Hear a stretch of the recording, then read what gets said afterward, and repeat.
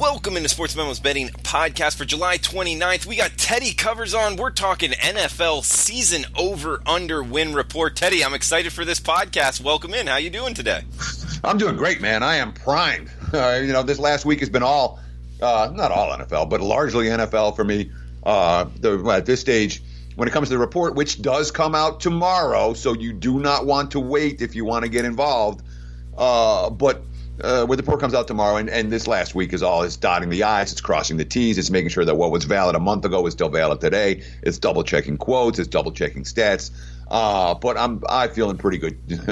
I feel pretty good about where the report stands right now. And again, if you want to get on board before the lines move, because this is one report where the lines will move based on my recommendations. They do every year, particularly the big ticket. I would encourage you to get involved today. Get on board right now, because the lines will move off the reports released tomorrow. Yeah, Teddy. I mean, absolutely. What you've been able to do with this NFL season over-under win report, and if you're just listening to this for, let's say, like the first time or haven't listened to the podcast very much, it's betting on each team's full season over-under on the number of wins they will win for the full season. On the podcast, we're going to be talking approach, philosophy, movement, both hot and cold, how Teddy does the strength of schedule. And guys, we're talking his record 16-4-1 the last 4 years, off of a 5-0 last year. He's also 87-35. That's 71% NFL season over win report since 2001. Teddy, a lot of people hear these records and, it's the sports betting industry, and it almost sounds fake. This is one of those reports that's really kind of the best records I've ever heard of, documented records I've ever heard of.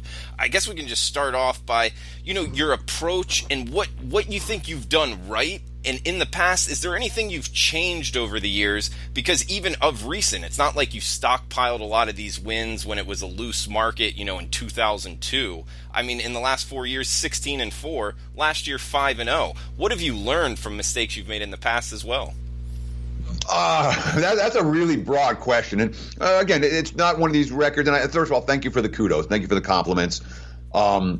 I don't work harder on anything that I do than the season win report. I mean, I spend literally, I spend time in April, May, June, and July, part of 4 months working on this one document. So, of course, it's going to have, I shouldn't say of course, but I would expect when you put that much time in on a year-in, year-out basis that you're going to have success. And when you say, my NFL track record is pretty good. What's it, 62% last year, full season, 58% the last 4 years, full season. And that has everything to do with the fact that I'm putting the work in over the summer months. I got a pretty good idea of which teams are going to be overachievers and which are going to be underachievers. That's the number one goal of the summer. It's not just identifying these teams for the win report. It's, all right, when you're working all 32 teams, if this happens for this team, they're going to be undervalued watch out for them in October when they figure things out. Or, boy, look at this. You're spending time with the schedules. I spent a lot of time with the schedules. Look at this team. They're brutal. They're going to get off to a 1-6 start, and then it's going to be, with the quarterback change and the coach is on the hot seat, as opposed to the team that may be just as bad as they are but has a chance to win for their first 7 games. And the whole season projects out differently. So there's a lot of nuance in this, most assuredly, and there is a lot of there's certainly some reversion of the mean. You talk about the turnover margins from a year ago. You talk about Pythagorean theory from a year ago. But I spent a lot of time with strength of schedule. That's one area where I really feel I've got an edge, not only over the mainstream marketplace, but over even the advanced metric marketplace. I saw an article from 538.com today talking about Pythagorean's the way to go, and that's the true way to measure how good a team is, and forget last year's wins. Yeah, that's one method. It's not the only method. And my methodology combines a whole bunch of, I'm looking at this, I'm looking at that, I'm looking at the other, combines a whole bunch of different philosophies into one report. And again, 5-0 last year, 16-4 over the last 4 years, 71% lifetime. I work hard on it, and I expect winning results, and I expect my clients to expect winning results. That's what this report is all about. And the success has been there, Teddy. And yeah, I can see that it's correlated. Last year going 5-0 in the season win total report, and it translating to a 62% year. And we talked about your last 4 years, 16-4, and also your last 4 years in the NFL, 58%, and that's on over 300 plays almost. So it definitely is correlated. In talking about this year's report, Teddy, when we start talking about movement in the marketplace from when the season win totals were released and bettable to now, where have you seen the most? Let's say if you want to start off with the hot, what's hot in the marketplace, what teams in your opinion are getting bet the most? Well, I mean, there's no it's not really I guess it is an opinion, actually, but I mean the markets will give you a pretty strong idea of which teams are getting popped. Certainly the markets do not like the Chicago Bears. The Bears, and again, you talk about the mainstream data. The Bears, huge turnaround last year. They expect a version of the mean. You look at Chicago's strength of schedule. Last year, very easy. This year, notably tougher, facing a first-place slate. In fact, a difference of strength of schedule between last year and this year, based on this year's season win totals. No one has a tougher schedule than New England, than Chicago, I should say, in that regard, in terms of the strength of schedule jump from what they faced last year to what they face this year. So the Bears have been a team that has been taking fairly heavy wise guy money to the under, basically from the get-go. Another team like that's the Houston Texans. And there's, again, you look at, so with Bears, there was turnover margin last year. With the Texans, one of the things the markets don't like, they won all their close games. They had all these wins by less than a touchdown and a very good record in the close games. And again, the strength of schedule, which last year was easier than average, this year, based on this year's season win totals, is the single toughest in the NFL. So the Bears and the Texans have been two teams the wise guys are fading, which has nothing to do with their personnel, everything to do with what happened last year, how they won games last year, and a strength of schedule upgrade, a tougher schedule in 2019 than what they faced in 2018. And Teddy, what about the opposite? What about what the market's betting on? What teams they're seeing positive results for this upcoming year? Well, we've actually seen a fair bit of Denver over money, and very recently. And when I'm looking at Denver personnel-wise, there's no way I'm betting that team over. I'm not. You look at the QB situation, you have, Flacco and Drew Lock. Hi, Drew. But not you. With Flacco, and then you expect Flacco to win the job and then Lock to take over. And, it's not necessarily a situation where you're looking to bet overs on a team like Denver. And yet, you look at last year, and again, the record in close games, the coaching change from Joseph to Fangio. And that's, you can make an argument that Joseph cost them 3 games last year. And even like neutral coaching, they would have won 3 more games than they did, which means they're starting from a better place than people are giving them credit for. There's talent on Denver. I don't love there are holes on that roster, but certainly they can. I would expect them to be able to move the football. I expect the defense to be decent. So Denver's certainly a team that initially my initial gut reaction for Denver was under. I'm still not betting them over, but the markets have gotten there, and I can certainly understand why. No, that makes a lot of sense, Teddy. And guys, check it out on SportsMemo.com, talking about Teddy's season over-under win report released tomorrow. And with this podcast, we're giving out a coupon code here, TC999. That's TC999, and that will give you his full season NFL and college football. Full season throughout the Super Bowl national championship game for under a dime, just $999. That's $500 off the posted price on SportsMemo.com. We did reduce it $200, and with this coupon code TC999 at checkout, it will take an extra $300 off. So total of $500 off with the coupon code TC999. NFL college football full season, no extra charges later. Check that out at sportsmemo.com. The win total. And that's so key, Drew. Yep. I don't mean to cut you off, but it's so, look, if you buy my season, I'm not going to charge, you got to buy the playoff package. This play doesn't come included. There's none of that bullshit, okay? You buy the season, you get the season, you won't make another purchase for football in 2019 and even into 2020, because obviously you get the national championship game and whatever, so on and so forth, all the way through the Super Bowl. So there's no nonsense with that. Not here at Sports Memo. And another thing you've had success with is the Super Bowl prop report, and that's also included as well. So, yeah, sure.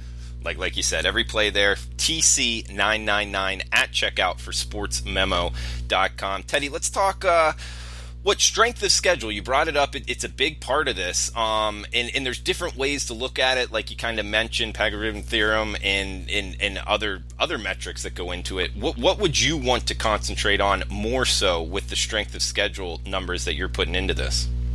There's three things that I'm going to do differently from anyone else, literally. I don't know, the one thing no one else can do, because the first thing I do is I go through every game the team played in 2018. And I write down, I keep this as the season goes, but I'm writing down the power rating for their opponent on that particular week. Okay? Did you face Carolina when Cam Newton was hot, or did you face Carolina when Cam Newton couldn't throw the ball in December? Well, strength of schedule writes it the same way. Even advanced metrics strength of schedule writes it the same way. I don't.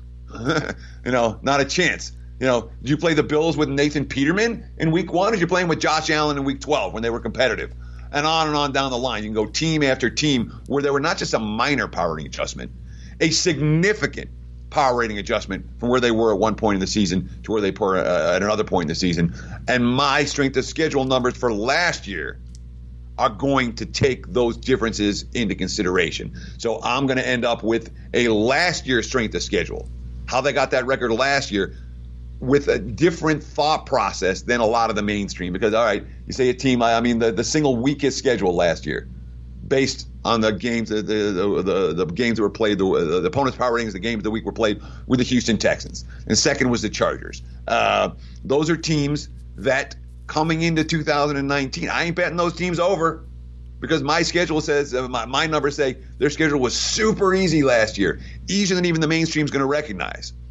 Similarly, the teams at the other end of the spectrum, Carolina, disappointing finish. Well, my number has them along with Cincinnati as the toughest schedules in the NFL based on the power ratings of the opponent the week that is the game the week was played. So Carolina or Cincinnati or teams on that list that are near the top, Tampa, Philly, Atlanta, those would be teams that I would consider over bets on, because their record probably should have been better last year because they faced a tougher slate than the marks to give them credit for. So that's one. All right, that's a good one. Well, it's for me, it's huge. It gives me a real sense of this is how good a team actually was last year, and that's where you start from. That's where they were. Now, what happened in the offseason? Everyone's going to have their opinions on personnel, this, that, and the other. I spend most of my personnel time working on depth and lines and secondary. Okay, everyone knows how good the quarterback is. Skill position players get a ton, the yada, yada, yada. I want to know, can the offensive line block anybody? Can the defensive line sack anybody? And can the secondary stop anyone? And those are the three areas personnel-wise where I put a ton of time into. The other stuff's all easy to find. So personnel-wise, that's significant for me, those particular areas. And I find other people spend a lot of time on who they draft and what's the skill position talent player that is going to, make fantasy headlines this year. That's not my approach. I don't think that's a money-making approach. So I'm really interested in, from a personnel standpoint, the trenches, the secondary, and God, most importantly, is depth. There's some. I'll tell you right now. My big ticket is going to be one of the top-rated teams in the NFL. I'm going to bet them under. And the reason I'm going to bet them under is their starters are great. And you look behind their starters, and they have nothing. Okay? And over the course of a season, yeah, you might be lucky. And you get, the 40-year starter staying healthy. 20-year starter staying healthy. That doesn't happen very often. Most teams are going to face injuries. And the teams that don't have quality depth, it is clear in August and July that they don't have quality depth. And we'll bet against them now as a result. No, good stuff, Teddy. Yeah, strength of schedule. And when you explain it on when a team played their opponent and their power rating for that team at that time, like Peterman, the example, or did you play him with Josh Allen later in the season? That's a full year work. So your work into this year's NFL season over win report started last year, week 1, correct? Or exactly. Did you go back in time and do this? No. I keep that running list all year long because it helps me in mid-October when this team's 6-0. I go, oh, wow, they played crap, and crap. Maybe they're not that good.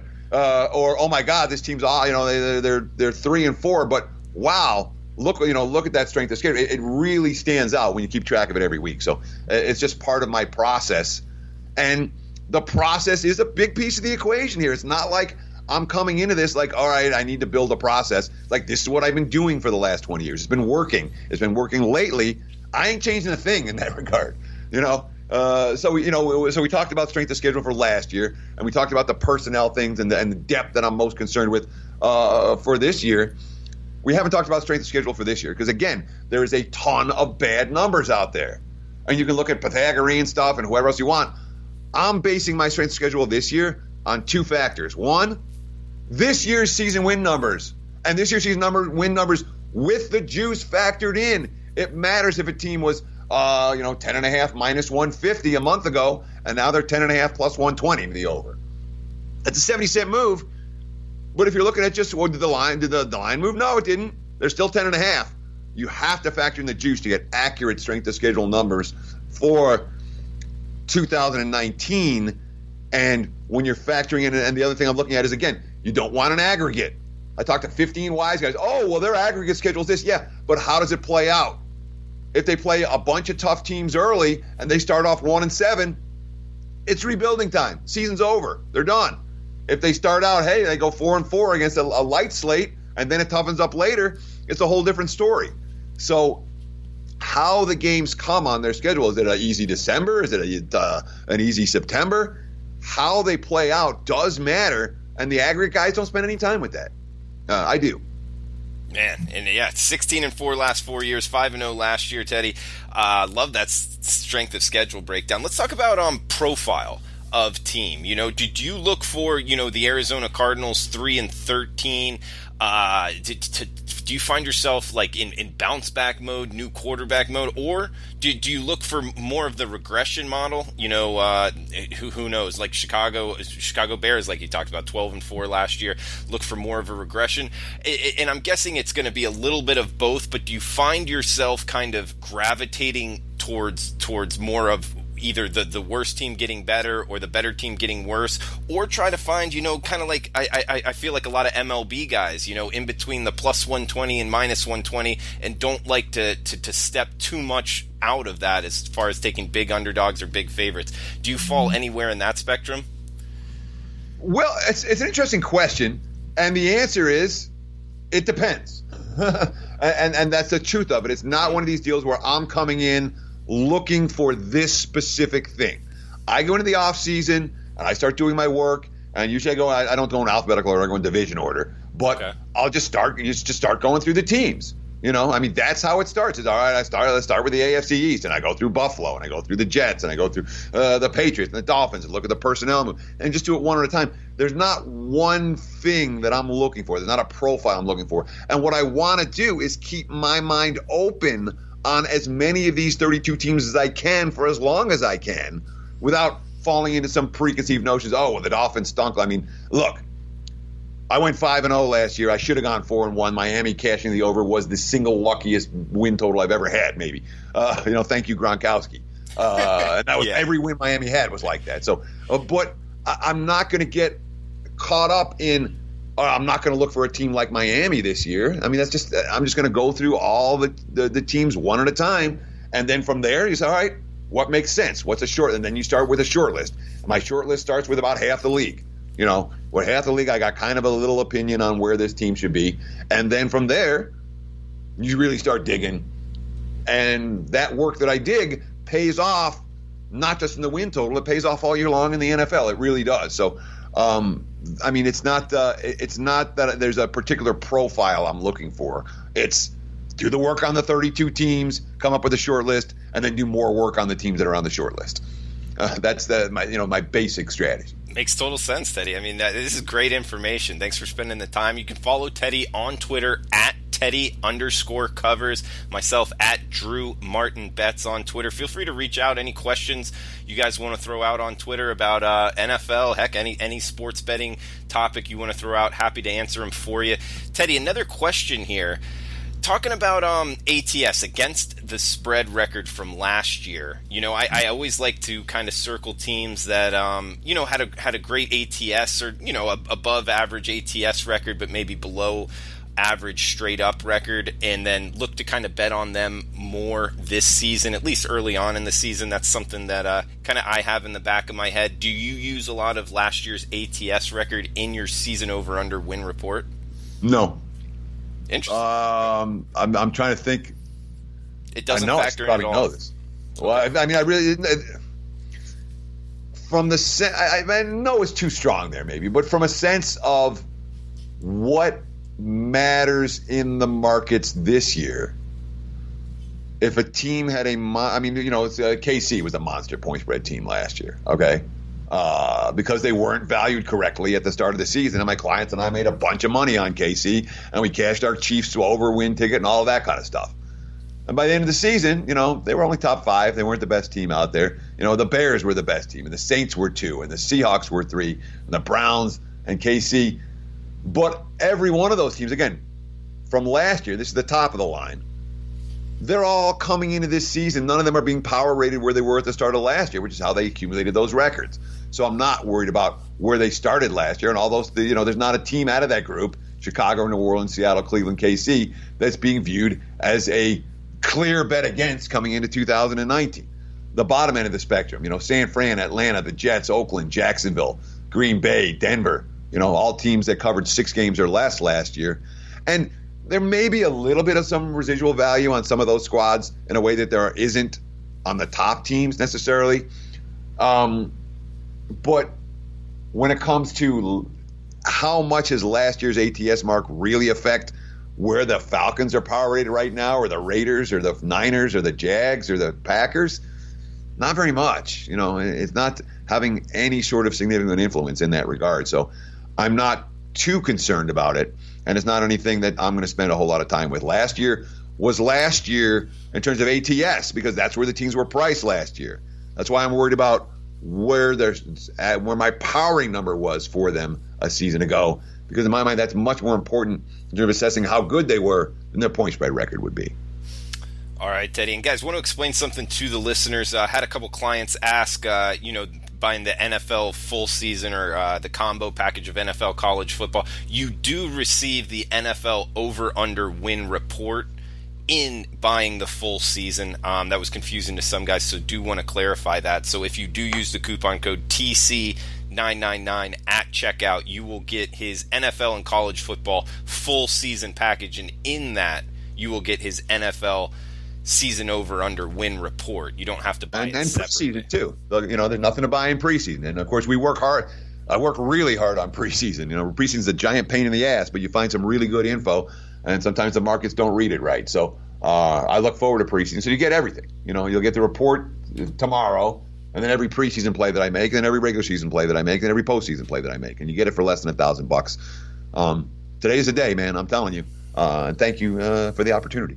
Yeah, no, thanks for being on the podcast, and the clients are thanking you. I can hear them now, Teddy, listening to the podcast for the last couple of years. So great stuff. We got his last year, NFL full season, 39-24, 62%. Just talking, his approach to the NFL in season here, and 178, 128, 58% NFL last 4 years. Of course, the NFL season win report since 2001.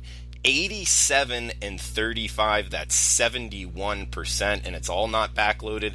Back in the early 2000s, he was 5-0 last year, 16-4 the last 4 years. So heavy profits here for Teddy Covers. Guys, the coupon code is TC999 at checkout for his college football and NFL full season for under a dime. It will include everything. Teddy, throw it back to you here. In conclusion, anything else you want to throw out about the over-under win report that you think the listeners might be interested in getting advantage with? Probably, but I have to talk college football for a second, because we kind of brushed over it, as we should. Today's an NFL show. But the college football was very good last year as well. Nice profit for the clients, good bowl season. Had a monster bowl season 2 years ago. So don't think that if you're getting the package, the full season, all right, Teddy puts his time in the NFL and the college. Well, I've been in Vegas for 20. This will be my 21st football season, and college is where, as the season goes on, man, I expect to make money in college, and you put a ton of time in college football. For the NFL win report, again, it's going to come out tomorrow. There will be I don't want to say how many teams are going to be on it yet, but much of the work has already been done. I'm finishing the write-ups today, and I encourage you. The write-ups themselves are worth the price. I mean, they're not second-tier write-ups. I'll just put it that way. You will get a ton of info, and the info that you get in those write-ups is stuff you can use all season long. So I don't want to overhype it. Whatever. If you guys want it, get it. If not, listen to the podcast anyway. We'll be back again next time.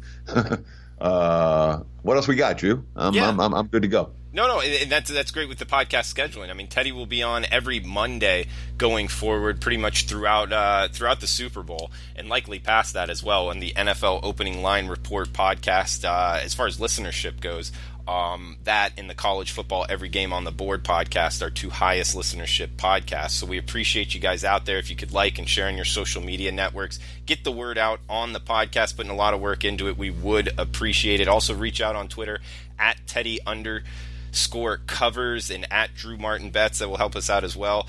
And guys, just the report. The podcast coupon code is TC999 at checkout for his college football and NFL full season. It includes all the reports, all the postseason, all the preseason, everything like that, all in one price there. And Teddy, I did not mean to discount your college football at all. I know it's been good, but I know we were concentrating on the NFL only this podcast, man. It's all good, man. All right, guys. Well, Teddy, thanks for the time, and great podcast, guys. We will be back tomorrow talking CFL, every game on the board, so stay tuned. Best of luck with your bets.